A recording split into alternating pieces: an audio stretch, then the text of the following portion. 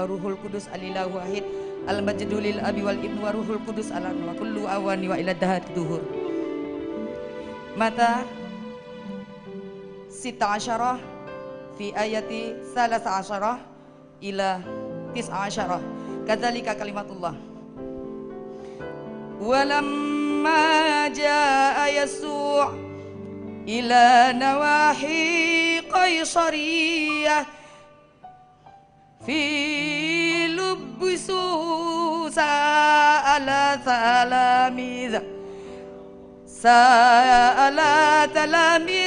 qaila man yaqul annasu inni ana abnal insana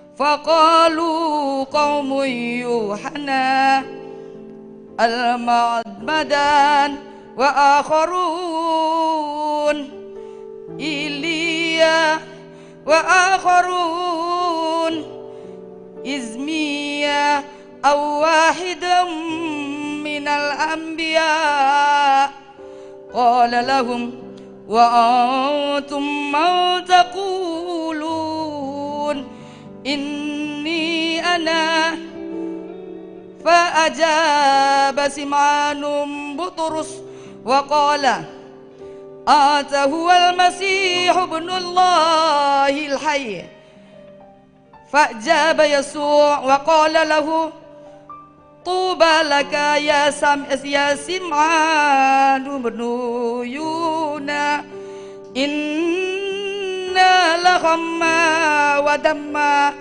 لم يغلل لك لكن أبي الذي في السماوات وأنا أقول لك أيضا أنت بطرس وعلى هذه الشجرة أبني كنيستي وأبواب الجحيم لا تقوى عليها وأعطيك مفاتيح ملكوت السماوات فكل ما تربطه على الأرض يكون مربوطا في السماوات وكل ما تحل على الأرض يكون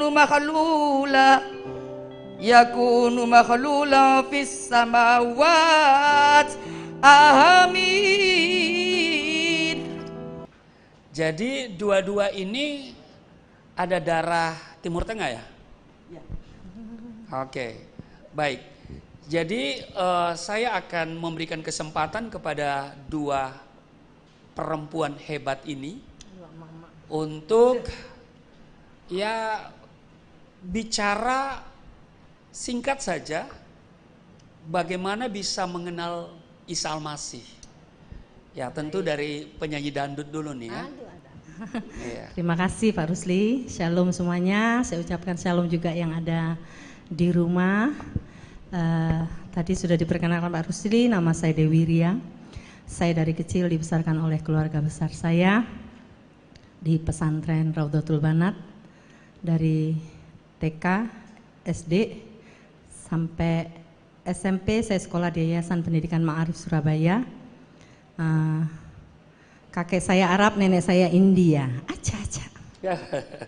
Berarti nggak bisa lihat pohon ya? Nggak bisa, pasti joget. Bapak bisa aja. Iya. Jadi saya berjumpa dengan Tuhan waktu tahun 95. Waktu itu saya berkenalan dengan suami saya, namanya Paul Jeremia. Beliau anak gembala GPDI Watampone. Biar gini-gini saya mantu pendeta Pak. Haleluya, alhamdulillah. Jadi saya berjumpa dengan Tuhan di mobil Pak waktu itu, karena waktu itu mau disidang di masjid, salah satu masjid di Surabaya. Iya, terus Saya berjumpa dengan Tuhan Yesus di dalam mobil, saya berdoa waktu itu. Saya katakan, saya masih gengsi sebut Tuhan Yesus.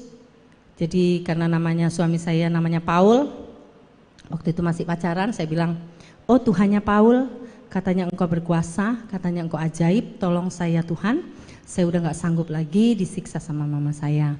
Nah, di situ saya melihat cahaya sinar yang luar biasa. Saya melihat sesosok yang memakai jubah putih, pakai mahkota, lalu ada suara, "Jangan takut anakku, aku menyertai kamu kemanapun kamu pergi." Ya, stop aja dulu di situ. Ya. Ya. Sekarang nih di samping kiri saya nih yang membacakan tilawatil Injil tadi. Ya, kok bisa baca tilawatil Injil? Bisa lah Pastor. Bisa ya? lah, Pastor.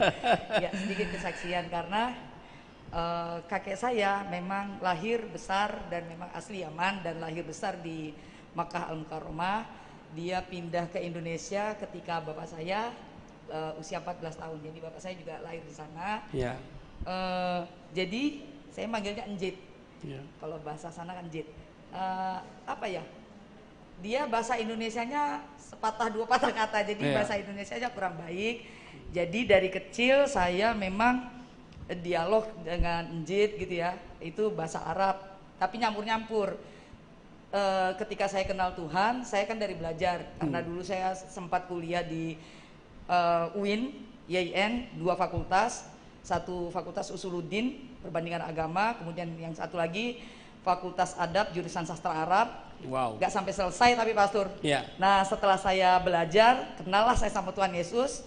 Setelah itu saya tinggalkan bahasa lama saya. Oh. Jadi banyak yang lupa tapi puji Tuhan masih ingat-ingat dan saya harus itu lagi. Oke. Jadi kita dulu kan hanya tahu tentang Isa Al-Masih. Ya. Tapi kita tidak mengenal dia secara pribadi. Betul. Iya kan? Nah, kalau dulu seperti apa, sebatas apa mengenal Isa itu? Kalau dulu taunya Nabi Isa itu satu-satunya nabi yang bisa menghidupkan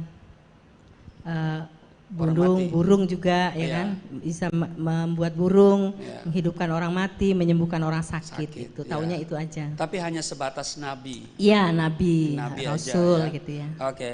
Bagaimana Ibu Fadila? Ya hampir sama lah Pastor. Sama ya. Pasti ngertinya itu Nabi ke-24 sebelum Muhammad. Jadi kita rata-rata mengenal itu dari kitab suci kita yang lama ya. Dan kita diajarkan untuk percaya kepada nabi dan rasul, ya kan? Itu ada dalam rukun iman kan? Ya. Jadi kita hanya sekedar tahu.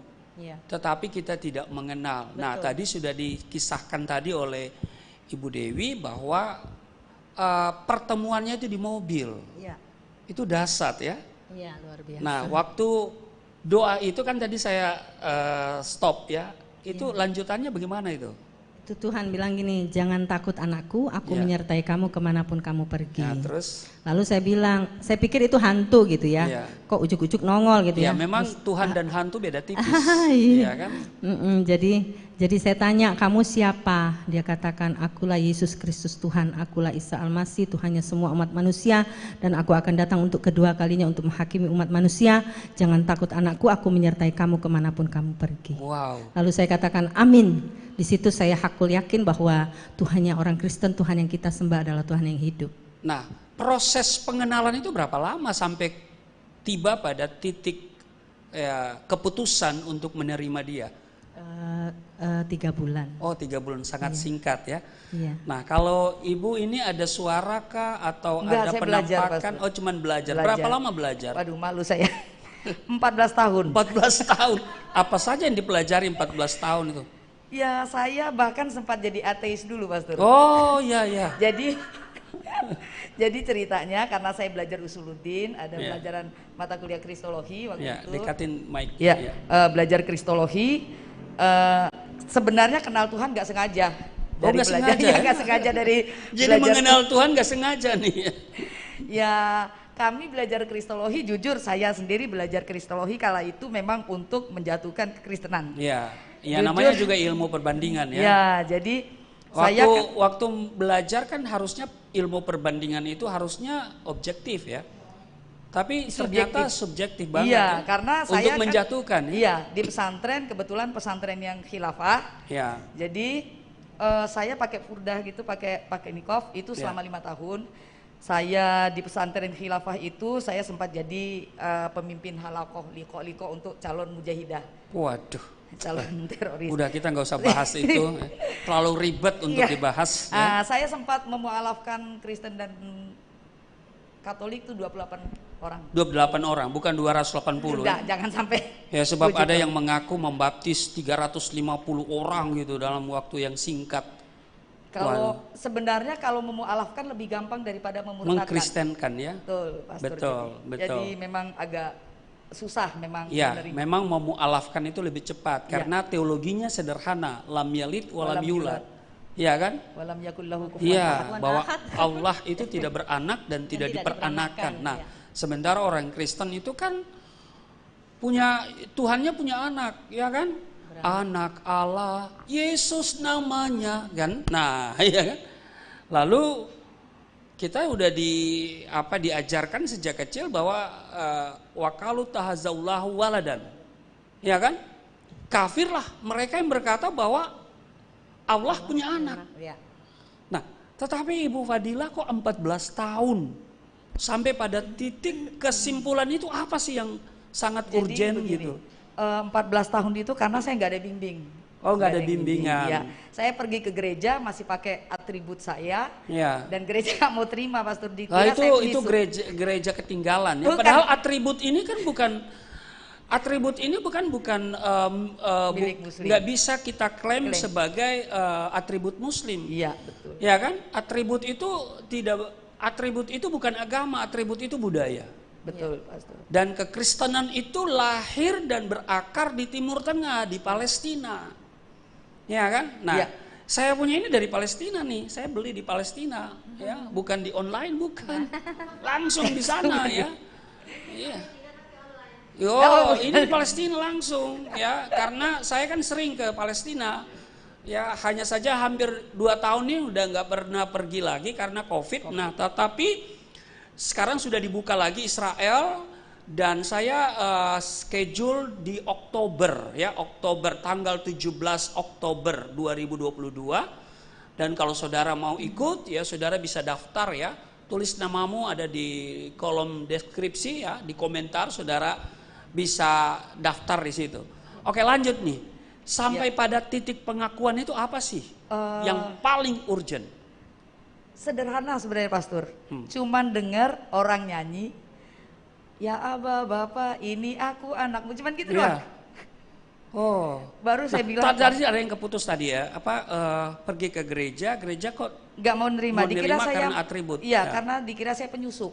Oh gitu. Ya, jadi saya belajar sendiri buka Alkitab karena baca Alkitab tuh nggak sama dengan baca kitab kita yang dahulu. Oke. Ya, di situ saya belajar, nggak ketemu juga. Akhirnya saya memutuskan, ya udahlah, aku tidak percaya Tuhan. Saya sempat ateis selama hampir 3 tahun. Wah. Iya. Nah, terus sampai pada titik kesimpulan mengambil keputusan karena lagu itu ya? Iya, jadi simpel sekali sebenarnya. Dengar lagu itu. Ya kayaknya loh, kok iya ya, kita saking dekatnya kita sama Tuhan itu, panggil Tuhan itu Bapak, enak banget ya orang Kristen. Cuman gitu akhirnya saya datang ke satu gereja, waktu itu saya masih tinggal di Solo. Saya datang ke gereja, kebetulan pendetanya ibu-ibu. Akhirnya saya belajar dan katekisasi. Bu pendeta bilang udah cukup, Mbak Fadila udah cukup 6 bulan waktu itu. Tapi karena saya ini kan agak oneng ya. Jadi saya minta ditambah lagi waktu itu. Jadi belajar pas ya? Ditambah minta 3 bulan lagi. Jadi hampir 10 bulan saya belajar, terus saya baptis. Wah, oke. Gitu, jadi sudah dibaptis. Selanjutnya apa yang akan terjadi nanti kita sambung lagi. Nah, jadi 3 bulan kemudian ambil keputusan, terima Yesus, dibaptis. Oke, apa yang terjadi nanti kita sambung lagi. Terima kasih ya. Oke, baik.